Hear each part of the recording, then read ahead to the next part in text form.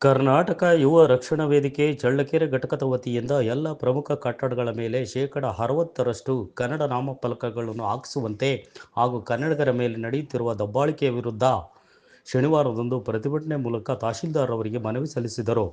ಹೋರಾಟಗಾರರು ಮಾತನಾಡಿ, ವಾಣಿಜ್ಯ ಮಳಿಗೆಗಳು ಹಾಗೂ ಶಾಲಾ ಕಾಲೇಜು ಇತರ ಎಲ್ಲ ಕಡೆ ಕನ್ನಡ ನಾಮಫಲಕಗಳನ್ನು ಕಡ್ಡಾಯವಾಗಿ ಬಳಸಿ ಹಾಗೂ ಬೆಳಗಾವಿ ಎಂಇಎಸ್ ಪುಂಡರ ಹಾವಳಿ ಹೆಚ್ಚಿದ್ದು, ಇದನ್ನು ತಡೆಗಟ್ಟುವಲ್ಲಿ ಸರ್ಕಾರ ಕೂಡಲೇ ಕ್ರಮ ಜರುಗಿಸಲು ಹಾಗೂ ಇಂಥ ಕೃತ್ಯಗಳನ್ನು ನಡೆಸುವಂಥ ಪುಂಡರನ್ನು ಮಟ್ಟ ಹಾಕಬೇಕೆಂದು ಹೇಳಿದರು. ಈ ಸಂದರ್ಭದಲ್ಲಿ ಸುನೀಲ್ ಎಂಎಸ್, ಮೈಲಾರಸ್ವಾಮಿ, ಮಾರುತಿ ಬಿಜಿ, ಶ್ರೀನಿವಾಸ್, ಸುಜಯಣ್ಣ, ಮಂಜುನಾಥ್, ಗುರುರಾಜ್, ಗಜೇಂದ್ರ, ತಿಪ್ಪೇಸ್ವಾಮಿ, ರಂಗಸ್ವಾಮಿ, ಅಂಬಿ ಇತರರು ಭಾಗವಹಿಸಿದ್ದರು.